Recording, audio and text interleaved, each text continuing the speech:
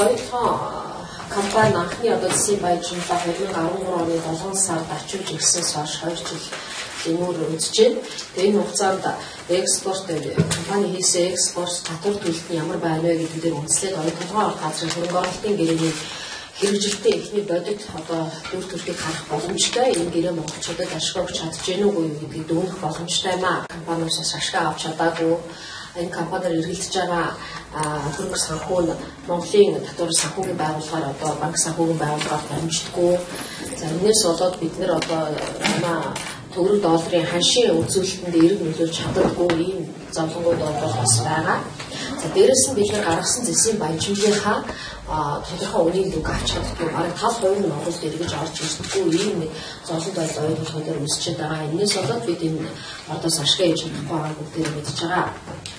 За мөн Монгол Улсын шадар сайд, сангийн сайд, уул уурхай сайдын хамтарсан тушаал гарсан 2013 оны 3 сарын 25-нд. За энэ тушаалаар оюутлогын компани зардлын хэтрэлтийг одоо шалгах юм ажлын хэсэг байгуулагдсан байгаа. За энэ ажлын хэсэг дүгнэлтээ гаргасан. За дээд заасан одоо 5.1 тэрбум доллароос хэтэрсэн зардал одоо хэтэрч одоо зарцуулсан байгаа. За энэ нь бол 1.4 тэрбум Америк доллар ямар ч баримтгүй зарцуулсан гэдэг ийм ажлын хэсгийн дүгнэлт гарсан байгаа. За мөн оюутлогын компанид төлөхөөсөн 130 сая Америк долларын татварыг бууруулж 30 сая хүртэл болгосон тухайн асуудал биднэрт байнга яригцаар байгаа л да. За гэсэн чинь сүүлийн үед одоо Rio Tinto компанитай засгийн газар эвлэлийн гэрээ байгуулж энэ 30 сая долларын татварын өрөө хүртэл цайруулах саналыг тавьсан гэдэг бас мэдээлэл олон нийтэд бас тарсан байгаа. Тэгээ бид нар бас тодорхой үнцэн заасан их хурлын тухай хуулийн үйл заасан эрхийхэд дагуу дээрх одоо ойлгомжгүй асуудлуудад хариулт авахар хэдэн асуудлыг тавьж байгаамаа. За нэгдүгээр оюутлогын компани үйл ажиллагаа эрхснээс хойш хичнээн хэмжээний борлуулалт хийвэ. Хэдэн төгрөгийн татварыг Монгол улсад төлөвөө. Энэ нь одоо гэрээлэр заасан үүлийг хангаж чадж гэнэ үү гэдгийг нэгдүгээр хэлээч. Хоёрдугаар ерөнхий сайдын тэр 12 оны 45 дугаар захирамжаар байгуулагдсан ажлын хэсгийг хөрөнгө оруулалтын гэрээг сайжруулах талаар Rio Tinto компанитай хийж байгаа хэлцлийн үр дүн ер нь ямар байгаа вэ гэдгийг тодруулъя гэсэн. За энэ хүрээнд жишээлбэл 50 дугаар тогтоолыг хэрэгжүүлэх 2009 оны за оюутлогын баялагын борлуулалтын орлогыг Монголын татварын дансаар дамжуулдаг болох цэвэршүүлэх үйлдвэр байгуулах гэдэг энэ асуудлуудыг тусгасан байгаа. Тэгээ энэний хэрэгжилт ямар байна? За мөн баялагын нөөц ашигласны татвар буюу нэмсэн нөөц ашигласан татвар буюу роялтийн талаар оюутлогын компани бол Эрдэнэтээс 3 дахин бага төлж байгаа. Тэгээ шинжлэлийн засгийн газар энэ татварыг ижил болох асуудлыг анх удаа тавьж байсан санаж байгаа.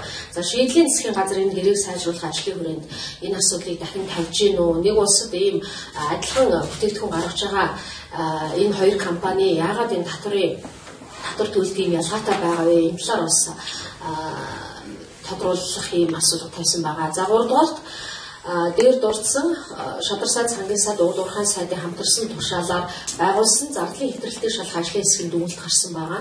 За энэ дүгнэлтийг талаар дэлгэрэнгүй мэдээлэл өгөөч гэсэн. За энэ дүгнэлтийг бас улсын их хурлын тодорхой бүтцийн байгууллагуудаар хэлцэх асуудал тавиад сар гарan болж байна. Тэгээд удаа хойшсоор байгаа.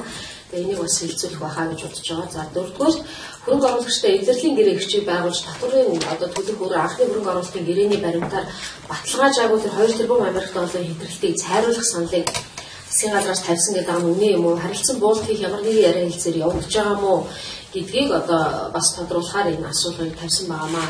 За өнөөдөр бид нар бүгдээрээ мэдж байгаа Монгол улсын төсөв хүндрэлтэй хөрөнгө оруулалтаа хийж чадахгүй цэцэрлэг сургууль, эмнэлэг гээд олон одоо хөрөнгө оруулалт Монгол шаардлагатай байгаа. Бид нар уулын оюутлогын гэрээг байгуулад монголчууд бүгдээрээ урагшаа нэг алхам эндээс гол мөнгө орж ирнэ. Тэгээ эндээс орж ирж байгаа хөрөнгө бол монголчуудыг бас арай өөр төвшөнд бидний амжиргааг авчих юмаа гэдэг нь итгэл найдвартай байсан. За өнөөдөр тэр итгэл найдвар маань өдөр хоногоор буураад дахиад нэмж 2 дахь шатны уурхай ашиглалтанд оруулахын тулд нэмж 4.2 тэрбум долларын үр тавих энэ тавьж байгаа үрийн 34% дахиад монголчууд бидэнд төлөх ийм нөхцөл байдал тулчаад байгаа. Тэгээ энэ нөхцөл байдлуудыг тодруулахын тулд олон нийтийн анхаарлыг бас хандуулахын тулд энэ асуултыг тавьж байгаамаа. Тэгээд асуултыг бас чуулганы нэгдсэн хуралдаанаар хэлцүүлэх санал тавьсан. Ер нь оюутлоготой холбоотой бидний амжиргаагаа сайжруулна гэж ингэж итгэж найдаж ирсэн энэ томоохон ордуудын төсөл гэрээ олон нийтэд ил тодорхой нээлттэй хилцэх нэг чухал ач холбогдолтой. Ингэх нь цөөн хүмүүсийн хувьд танаас авилгаас ангид энэ гэрээг одоо зөв байгуулах ийм бас үндэс суурь болно.